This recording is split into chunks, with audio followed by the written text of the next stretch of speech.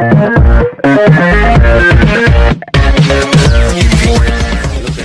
नाम अभिषेक कुमार है और पिछली वीडियो में हमने देखा था कि पॉलिनोमियल्स क्या होते हैं और उनके कुछ टाइप्स देखे थे। तो आज उसी टॉपिक को आगे बढ़ा के तो आज हम देखेंगे क्वाड्रेटिक पॉलिनोमियल्स क्या होते हैं। ठीक है, तो क्वाड्रेटिक पॉलिनोमियल्स यानी कि ऐसे पॉलिनोमियल जिनकी डिग्री कितनी होती है, 2 होती है, यानी कि जिनमें जो वेरिएबल की पावर है, हाईएस्ट पावर है, वो कितनी होती है, 2 होती है। तो ऐसे पॉलिनोमियल को हम क्वाड्रेटिक पॉलिनोमियल कहते हैं। ओके, तो क्वाड्रेटिक पॉलिनोमियल का जो जनरल रिप्रेजेंटेशन होता है वो कुछ इस तरीके का होता है, ax² plus bx plus c। ठीक है, इसको मैं लिख लेता हूँ fx। ठीक है, ax² plus bx plus c, यानी कि वेरिएबल की जो हाईएस्ट पावर है वो कितनी है, 2 है। तो ये क्वाड्रेटिक पॉलिनोमियल है। ठीक है, और a b c ये सब क्या कहलाएंगे, कोफिशिएंट कहलाएंगे, और ये क्या होंगे, कांस्टेंट होंगे। ठीक है, कोई भी हमारे रियल नंबर हो सकते हैं। ठीक है, a जो होता है उसको कहते हैं कोफिशिएंट ऑफ x²। ठीक है, ये जो a है इसको कहते हैं कोफिशिएंट ऑफ x²। ठीक है, और ये जो b है इसको कहते हैं कोफिशिएंट ऑफ x। ठीक है, और ये c है इसको कहते हैं कांस्टेंट टर्म। ठीक है, क्योंकि इसके साथ कोई वेरिएबल नहीं जुड़ा हुआ है तो इसको हम कहेंगे कांस्टेंट टर्म। ओके, तो आज सबसे पहले हम देखेंगे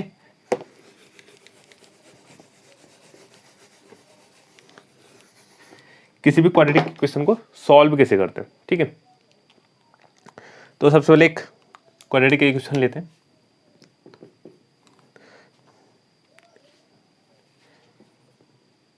x² plus 7x plus 12।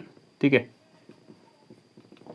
fx is equal to x² plus 7x plus 12। Okay, तो मुझे इसको सॉल्व करना है। ठीक है, सॉल्व करने का मतलब है मुझे x की वैल्यूज निकालनी है। ओके, x की वैल्यूज निकालनी।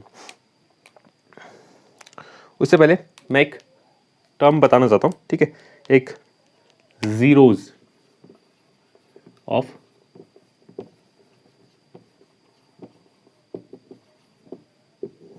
पॉलिनोमियल। ठीक है, जीरोज ऑफ पॉलिनोमियल। तो जीरोज ऑफ पॉलिनोमियल वो पॉलिनोमियल में वेरिएबल की ऐसी वैल्यूज होगी। ठीक है, सपोज कोई भी एक मेरे पास पॉलिनोमियल है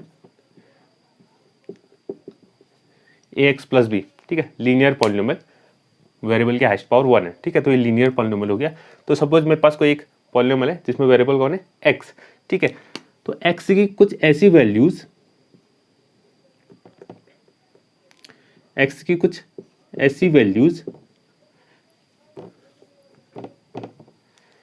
जिसको मैं अगर इस पॉलिनोमियल में रखूं और मुझे इसकी वैल्यू कितनी मिल जाए, 0 मिल जाए। ठीक है, सपोज मैं एक एग्जांपल लेता हूं। ठीक है, सपोज ये x इक्वल टू अल्फा है, इस अल्फा को मैं x की जगह रखता हूं। ठीक है, और इसको सॉल्व करता हूं तो मुझे 0 मिल जाता है। तो मैं को क्या कहूँगा, alpha is the 0 of fx। ठीक है, alpha is the 0 of fx। ठीक है, तो एक एग्जाम्पल लेते हैं। fx इक्वल टू मैं लेता हूँ 2x प्लस 3। ओके, ठीक है, 2x प्लस 3। ठीक है, तो x की वैल्यू अगर मैं रखता हूँ यहाँ पर कितनी, -3/2। x की जगह पर मैं रखता हूँ -3/2, तो ये बन जाता है मेरे पास 2 इंटू -3/2 प्लस 3। ठीक है, x की वैल्यू उठा के मैंने इसमें रख दिया। ठीक है, तो 2 से 2 कैंसिल और ये बन गया -3 प्लस 3 इज इक्वल टू 0।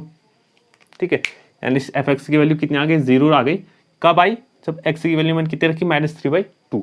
ठीक है, तो -3/2 इज द 0 ऑफ fx।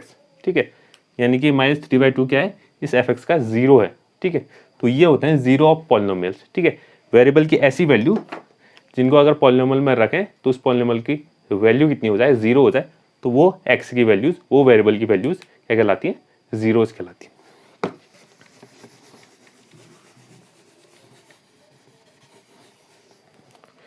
तो हम भी एक्चुअली इसमें जीरोज ही निकालेंगे। ठीक है, क्वाड्रेटिक पॉलिनोमियल हम क्या निकालेंगे, जीरोज निकालेंगे। तो सबसे पहले इसको क्या कर लेते हैं, फैक्टर कर लेते हैं। ठीक है, क्वाड्रेटिक सॉल्व करना मुश्किल होता है तो इसको हम फैक्टर करेंगे तो 2 लीनियर पार्ट में आ जाएगा ये। ठीक है, एक लीनियर और सेकंड लीनियर। ठीक है, यानी कि पावर इसकी कम हो जाएगी। तो इसको करने के लिए सबसे पहले हम क्या करते हैं, एक तो कांस्टेंट टर्म देखते हैं और एक्स स्क्वायर का कोफिशिएंट देखते हैं। ठीक है, एक्स स्क्वायर का कोफिशिएंट इस केस में कितना है, 1 है। ठीक है, अगर कुछ नहीं लिखा है इसका मतलब 1 है। ठीक है, तो एक्स स्क्वायर का कोफिशिएंट देखेंगे और कांस्टेंट टर्म देखेंगे। ओके, इन दोनों को मल्टीप्लाई करेंगे तो हमें कितना मिल रहा है, 12 मिल रहा है।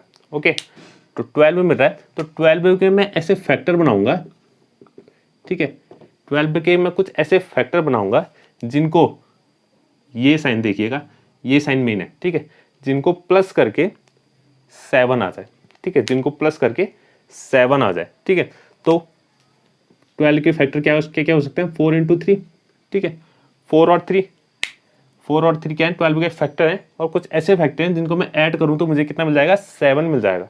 ठीक है, और ऐड ही क्यों कर रहे हैं, क्योंकि कांस्टेंट का साइन कैसा है, एडिशन का है। ठीक है, अगर कांस्टेंट का साइन कैसा होता है, नेगेटिव होता। ठीक है, तो हम क्या करके लाते, माइनस करके मुझे 7 लाना पड़ता। ठीक है, लेकिन अभी जो है वो एडिशन का साइन है, तो 12 के ऐसे फैक्टर हमें चूज करने हैं जिनको मैं ऐड करूं तो मुझे 7 मिले। ओके, तो मुझे मिल गए 4 और 3। ठीक है, तो मैं क्या करता हूँ, एक्स स्क्वायर ऐसा ही रहेगा, प्लस इस 7 को मैं स्प्लिट कर दे रहा हूँ, 2 हिस्सों में तोड़ दे रहा हूँ, 4 + 3। ठीक है, 7 को मैंने 4 + 3 लिख लिया, और बाहर से x + 12, बाकी सब वैसा ही रहेगा और कुछ चेंज नहीं होगा। ओके, अब नेक्स्ट करते हैं, एक्स स्क्वायर प्लस इस x को मैं अंदर मल्टीप्लाई करता हूँ तो ये हो जाएगा 4x + 3x + 12। ओके, अब इसके पहले 2 टर्म और इसके लास्ट के 2 टर्म देखिएगा। ठीक है, पहले के 2 टर्म और लास्ट के 2 टर्म, तो पहले के 2 टर्म में कुछ कॉमन आ रहा है। ठीक है, तो सिर्फ x कॉमन आ रहा है। ठीक है, तो x मैंने बाहर निकाल लिया, तो यहाँ से बच जाएगा सिर्फ x, प्लस 4x था, x बाहर निकाल लिया तो ये 4 बच गया। ठीक है, अब इन दोनों से भी कुछ कॉमन आएगा, 3 और 12 है तो 3 कॉमन आ जाएगा। ठीक है, यहाँ से बच जाएगा x + 4। ओके,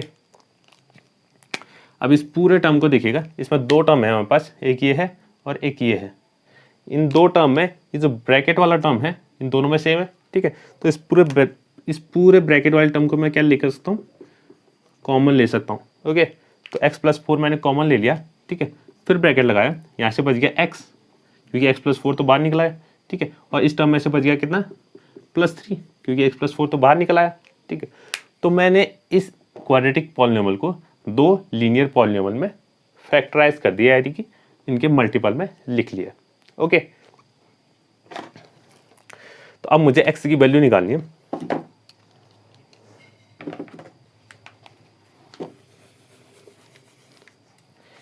यानी कि इस क्वाड्रेटिक पॉलिनोमियल के जीरोज निकालने हैं। ठीक है, तो जीरोज क्या होते हैं, जीरोज ऐसी वैल्यू होती है x की जिसमें मैं अगर fx में रखूं तो वो fx कितना हो जाएगा, 0 हो जाएगा।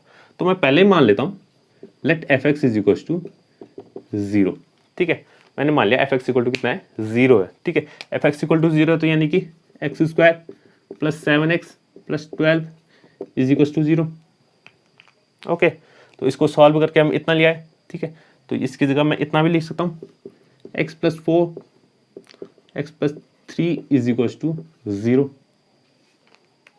ओके, ठीक है, अब 2 टर्म मल्टीप्लाई हो रहे हैं तो 0 आ रहा है। ठीक है, और ये बात याद रखिएगा, अगर 2 टर्म 2 क्वांटिटी मल्टीप्लाई हो गए 0 आती है तो उनमें से कम एक तो 0 होगी ही होगी, ये हमेशा होगा। ठीक है, इन दोनों से कम एक तो 0 होगा ही होगा। ठीक है, या तो a 0 होगा या तो b 0 होगा। ठीक है, जब कभी भी 2 क्वांटिटी का मल्टीप्लिकेशन 0 हो तो उनमें से कोई ना कोई एक नंबर या एक क्वांटिटी 0 होगी। ठीक है, तो यहाँ ये और ये मल्टीप्लाई हो गए, कितना दे रहे हैं, 0 दे रहे हैं, तो या तो x + 4 = 0 होगा और x + 3 = कितना होगा, 0 होगा। ओके, x + 4 = अगर 0 होता है तो मुझे मिल जाता है x = -4 या x = -3। ओके, तो x की यहाँ 2 वैल्यूज मुझे मिल गई। ठीक है, जिनको मैं इस fx में रखूँ तो ये fx की वैल्यू कितनी देंगे, 0 देंगे। ठीक है, तो यहाँ हम लिख सकते हैं zeros of fx are -4 and -3। Okay, zeros of fx are -4 and -3। तो हमेशा याद रखिएगा, क्वाड्रेटिक इक्वेशन के जितने जीरोज जो आएंगे वो हमेशा 2 आएंगे, ठीक है। क्वाड्रेटिक इक्वेशन के जीरोज हमेशा 2 आएंगे, ओके। तो ये हमारे जीरोज निकालने का तरीका है या क्वाड्रेटिक इक्वेशन सॉल्व करने का तरीका है, ओके।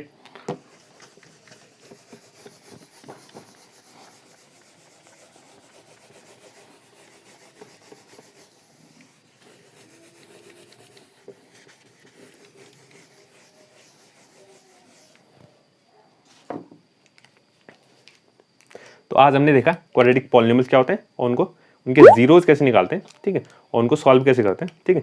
तो आज की वीडियो में बस इतना ही, ठीक है। अगली फिर नेक्स्ट वीडियो में देखेंगे। Thank you.